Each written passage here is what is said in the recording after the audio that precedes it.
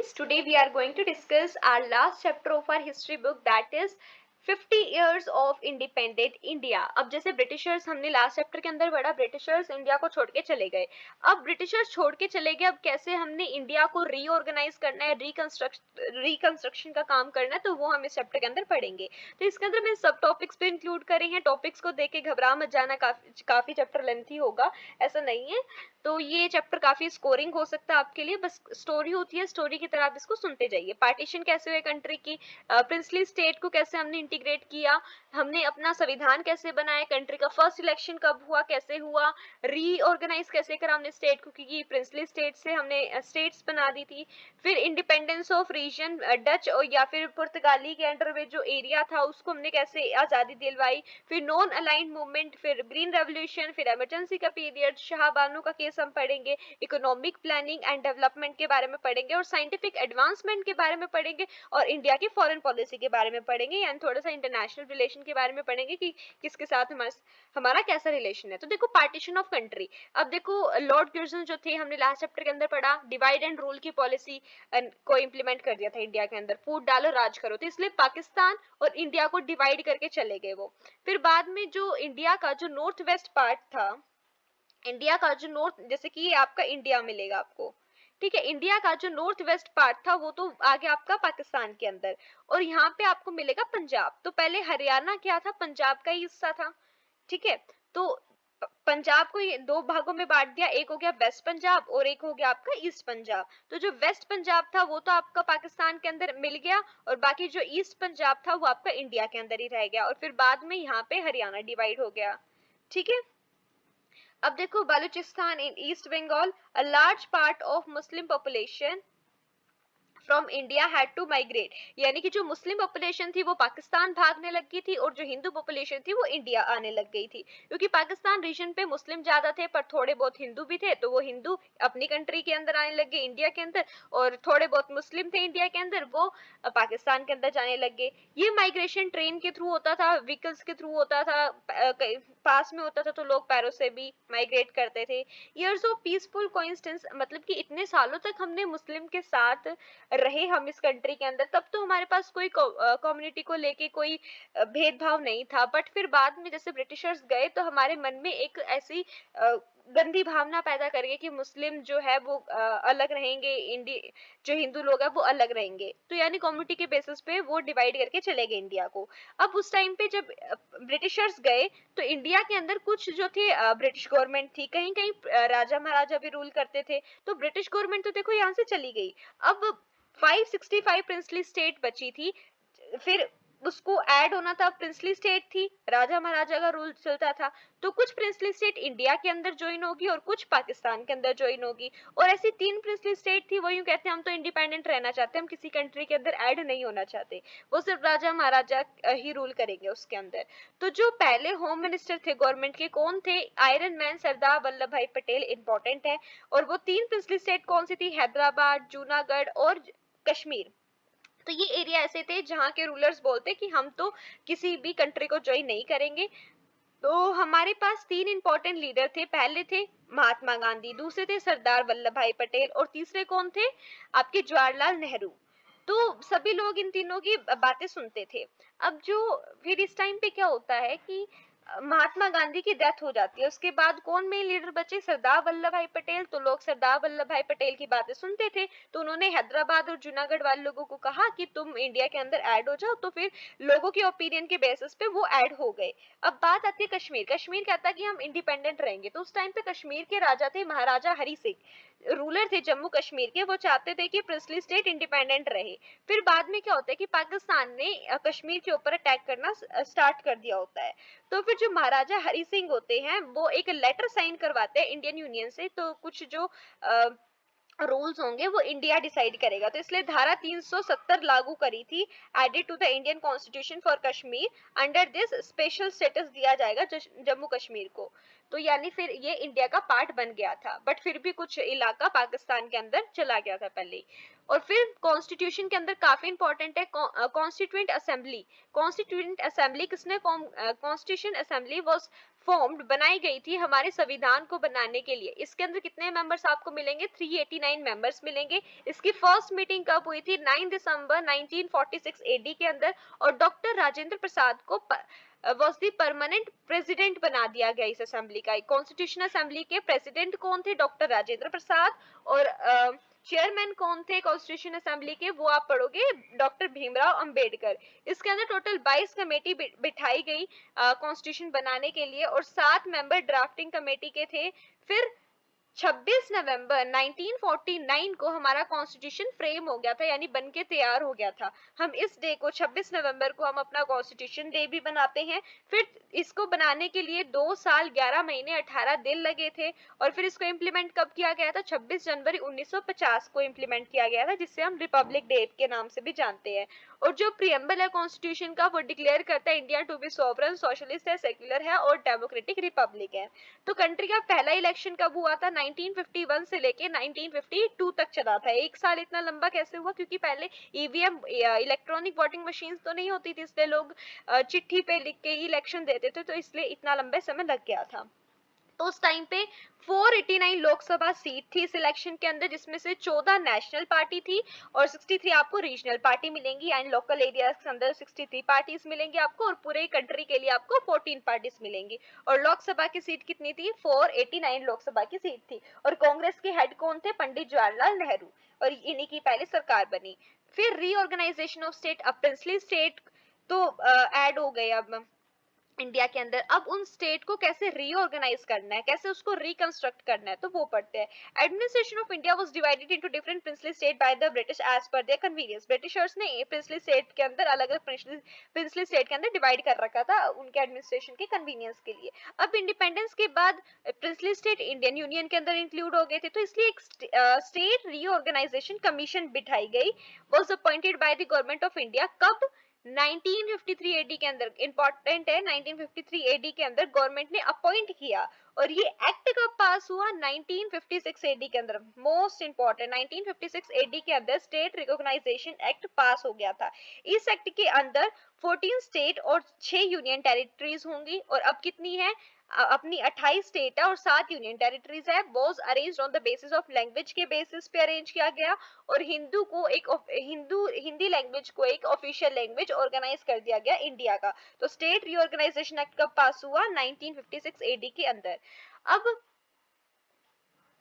India के कुछ regions के अंदर प्रिंसली स्टेट थी, और ब्रिटिशर्स गवर्नमेंट थी, फ्रेंच थे और पोर्टुगीज थे। अब हमने ब्रिटिशर्स गवर्नमेंट को तो हटा दिया यहाँ से, और जो प्रिंसली स्टेट थी उसको इंक्लूड करा दिया हमने इंडियन यूनियन के अंदर। अब बची फ्रेंच और पोर्टुगीज की बात।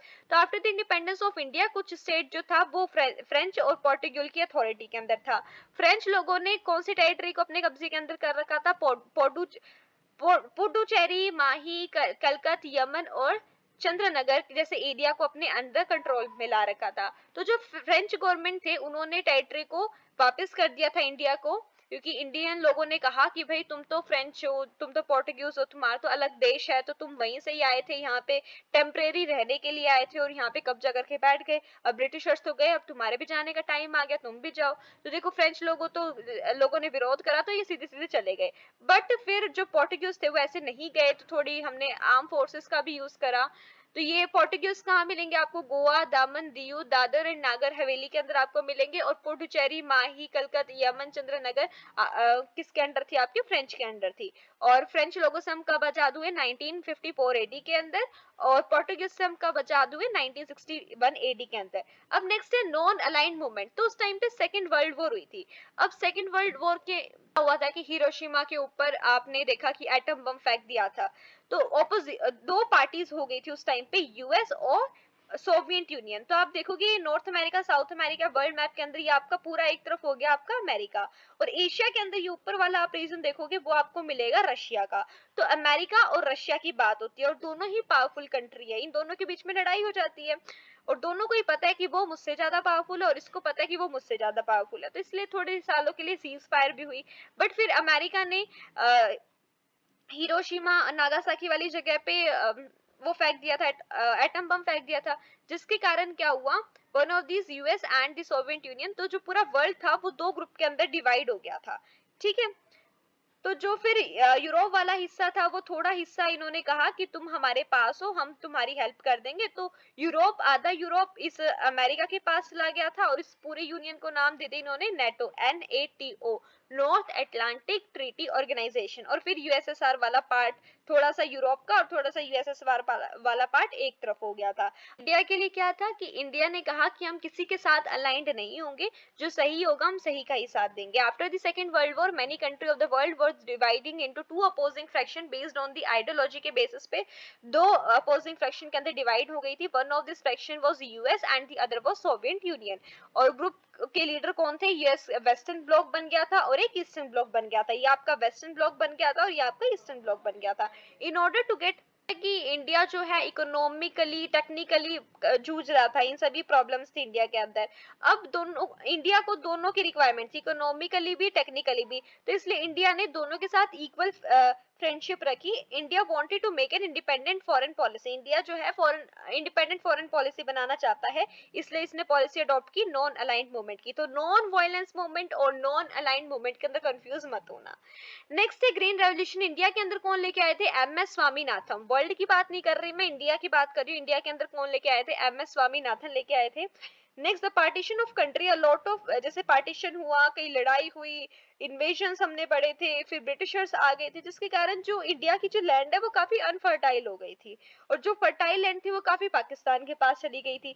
फिर 1960 के अंदर आपकी इंडियन चाइना वॉर भी हुई थी और फिर 4-5 लड़ाई हमारी फिर पाकिस्तान के साथ भी हुई थी कश्मीर को लेके, जिसके कारण इंडिया की इकोनॉमी काफी खराब हो गई थी। फूड क्राइसिस आ गए थे इंडिया के अंदर, तो इसलिए हमने एक नई एग्रीकल्चर पॉलिसी को अनाउंस किया फार्मर्स को। और वहां पे ग्रीन रेवोल्यूशन लेके आए इंडिया के अंदर। कौन लेके आए? MS स्वामीनाथन। ग्रीन रेवोल्यूशन किससे रिलेटेड है? एग्रीकल्चर प्रोडक्शन से, जिसके अंदर हमने HYV सीड्स का यूज किया था। फिर येलो रेवोल्यूशन किससे था? ऑयल सीड प्रोडक्शन से लेके था। और ब्लू रेवोल्यूशन फिशरीज से, क्योंकि वाटर का कलर ब्लू होता है। देन व्हाइट रेवोल्यूशन मिल्क की प्रोडक्शन से रिलेटेड था। नेक्स्ट हम पढ़ते हैं पीरियड ऑफ इमरजेंसी।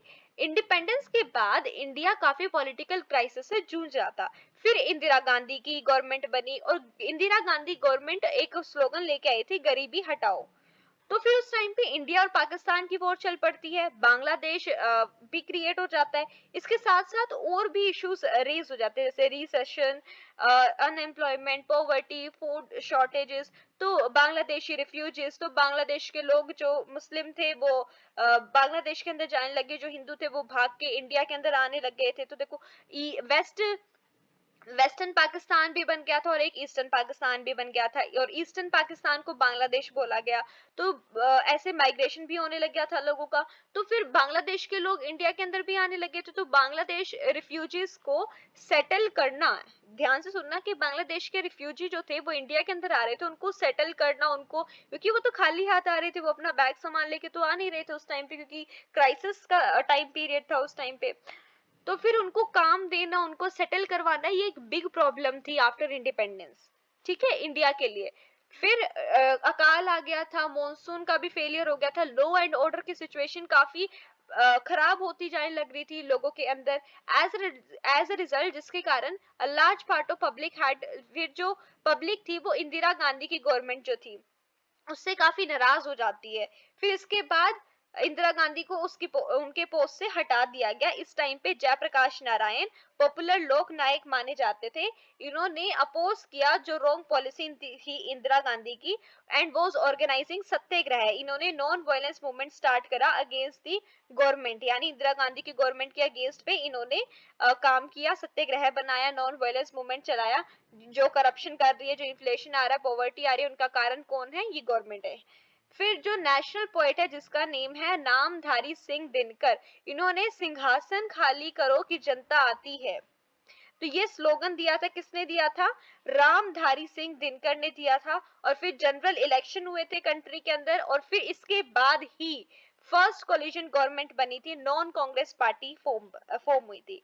अब शाह बानो का केस इंडिया के अंदर triple talaq in the form in the other area of the Muslim region के अंदर होता था। ट्रिपल तलाक की पॉलिसी होती थी। फिर 62 ईयर की ओल्ड मुस्लिम विमेन थी जिसका नेम था शाह बानो, वो मदर थी 5 चिल्ड्रन की, was given triple talaq for her husband, and this decision given by the court come to the तो जो मुस्लिम सोसाइटी के अंदर ये कल्चर था। तो फिर शाह बानो का केस के बाद इस ट्रिपल तलाक की पॉलिसी को खत्म कर दिया गया इंडिया के अंदर। गवर्नमेंट के ऊपर प्रेशर बनाया गया, मुस्लिम लीडर के ऊपर प्रेशर बनाया गया जो ऑर्थोडॉक्स है उसको खत्म करने के लिए। Next is economic planning and development. तो एक प्लानिंग कमीशन बनाई गई, इंपॉर्टेंट है। कब बनाई गई? 15 मार्च 1950 एडी को, जो हमारी इकोनॉमी है उसको रिकंस्ट्रक्ट करने के लिए। फिर इंडियन के साइंटिफिक एडवांसमेंट की बात करें तो देखो अब हम सबको पता है कि मिडिल ईस्ट के अंदर क्राइसिस हो रहे हैं। क्यों हो रहे हैं? क्योंकि जो यूएस है वो कहता है कि जो थोड़ा आउट ऑफ द सिलेबस जा रही हूँ बट आपको समझाने के लिए काफी अच्छा एग्जांपल हो सकता है ये। जो यूएस है वो कहता है कि जो ईरान है वो न्यूक्लियर पावर को डेवलप करने की कोशिश कर रहा है। अब जो वर्ल्ड वॉर 2 हुई थी उसके अंदर ये डिक्लेयर हुआ था कि अब कोई भी कंट्री न्यूक्लियर पावर नहीं बनाएगी, जिसने बना लिया, अब कोई भी न्यूक्लियर पावर डेवलप नहीं करेगी।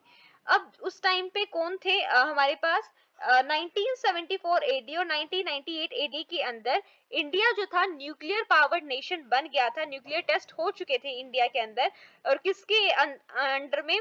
डॉक्टर एपीजे अब्दुल कलाम जो है माने जाते हैं मिसाइल मैन। तो उन्होंने न्यूक्लियर पावर को डेवलप कर दिया था, न्यूक्लियर पावर की टेस्टिंग कर दी थी इंडिया के अंदर। कब? 1974 और 1998 एडी के अंदर। तो देखो, अगर आज हमारे पास अगर न्यूक्लियर पावर नहीं होती, अगर हम न्यूक्लियर पावर को टेस्ट करने की कोशिश कर रहे होते आज, तो यूएस तो हमारे ऊपर भी अटैक करता ना, जैसे ईरान के ऊपर कर रहा है। तो आज ईरान की जो हालत हो रही है, जो यूएस की जो हालत हो रही है, वैसी हमारी इंडिया की होती। But we are thankful to doctor APJ Abdul Kalam जो उस टाइम पे उन्होंने न्यूक्लियर टेस्ट कर दिया था। अब हम पढ़ते हैं इंडिया की फॉरेन पॉलिसी, यानी थोड़ा सा इंटरनेशनल रिलेशन की, हमारे उसके आसपास की, इंडिया के आसपास की कंट्री के साथ, नेबरिंग कंट्री के साथ, यूनाइटेड नेशन के साथ, पावरफुल कंट्री है उसके साथ कैसा रिलेशन है। तो हम बात करते हैं नेबरिंग कंट्री की। तो इंडिया का सभी नेबरिंग कंट्री के साथ, हमारी 7 नेबरिंग कंट्री है, सभी के साथ अपना अच्छा रिलेशन है, सिर्फ एक्सेप्ट पाकिस्तान और चाइना को छोड़ के। पाकिस्तान ने अटैक किया था इंडिया के अंदर 1947 के अंदर, 1965 के अंदर, 1971 के अंदर और 1999 एडी के अंदर। बट हमारी ब्रेव फोर्सेस, जो इंडिया की ब्रेव फोर्सेस है, तो उन्होंने हरा दिया पाकिस्तान की आर्मी को। डेस्परेट पाकिस्तान जो था वो कंटिन्यू टेररिज्म को बढ़ाता है इंडिया के अंदर। जैसे पंजाब का जो इलाका हो गया, जम्मू कश्मीर का जो इलाका हो गया, वहां पे टेररिज्म को इंक्रीज करता है पाकिस्तान। अब रिलेशन विद चाइना, चाइना के साथ कैसा रिलेशन है हमारे हमारे साथ?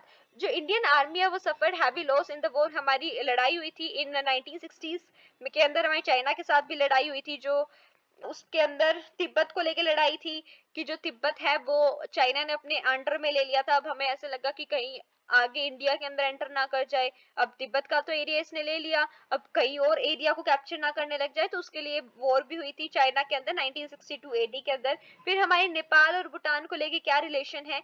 नेपाल और भूटान के साथ हमारे अच्छे रिलेशंस है, social, religious and cultural ties है हमारे इंडिया का नेपाल भूटान के साथ। और इंडिया इमोशन कनेक्शन है इन कंट्रीज के साथ because of the community, Hindu और बुद्धिस्ट का जो कनेक्शन है इन कंट्रीज के साथ, तो वो भी एक फैक्टर रहता है good relation between India, China, sorry, Indian and Nepal and Bhutan. हमारे श्रीलंका के साथ कैसे रिलेशन है? इंडिपेंडेंस के बाद दोनों कंट्री के अंदर थोड़ी सी लड़ाई हुई थी, क्योंकि जो तमिल, जो आप पॉलिटिक्स के अंदर पढ़ते हो कि श्रीलंका के अंदर दो कम्युनिटी के लोग थे, सिन्हाला और तमिल, तो उनके लेके थोड़ा सा डिस्प्यूट रहता है।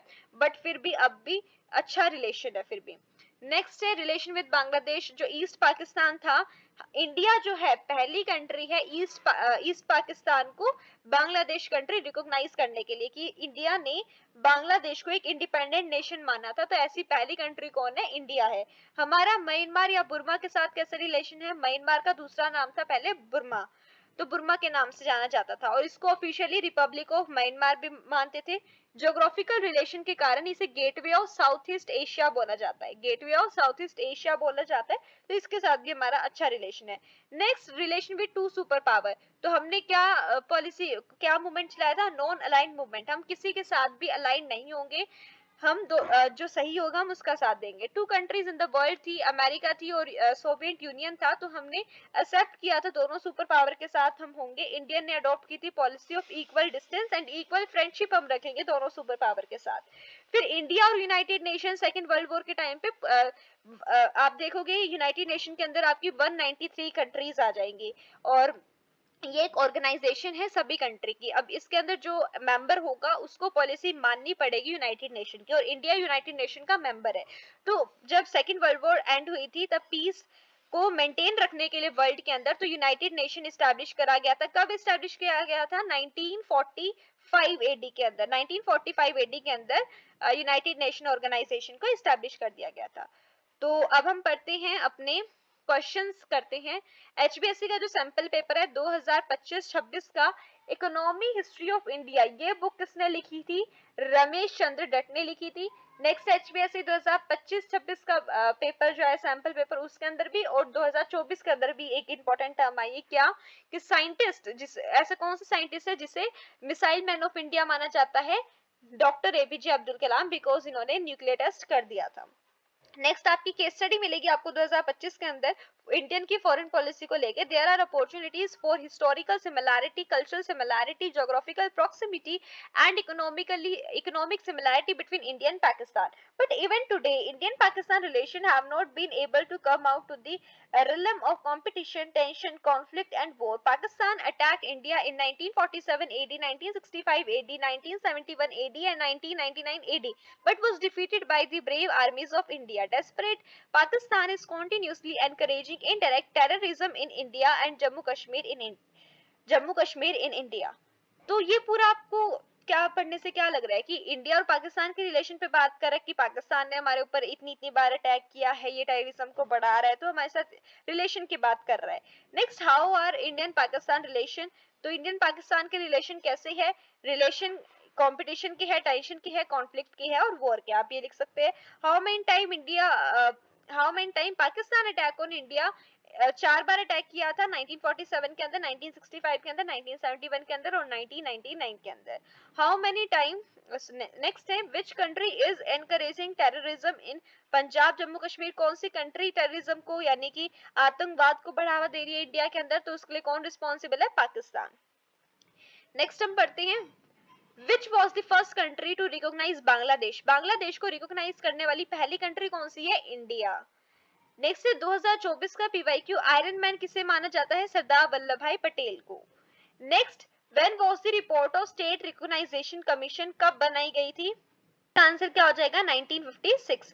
नेक्स्ट एचबीएससी 2023 का पीवाईक्यू आया है, what were the sorry what were the problems what were the problems were there before the country after independence, की हमारे इंडिया के अंदर कौन कौन सी प्रॉब्लम अराइज हुई थी इंडिपेंडेंस के बाद।